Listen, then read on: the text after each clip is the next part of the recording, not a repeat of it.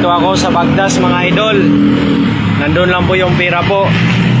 Yung bigas po, dito ko po ilalagay sa kasama ko po. Yan. Kung ikaw na follower ko mga idol, puntahan mo na dito mga idol. Nandito na ako sa Bagdas po. Dito lang ako mag-aantay idol. Yun ang pera po idol.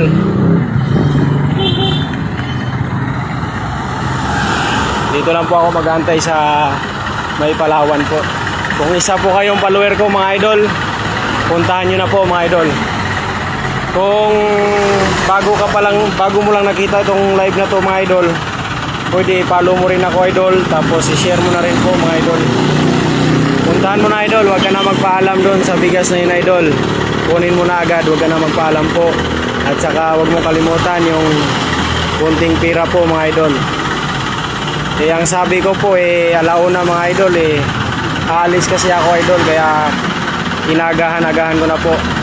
Sina idol, doon mo i-share sa pangalawang upload ko idol. Huwag po muna dito sa live po. Salamat mga idol. Sina po, let's go.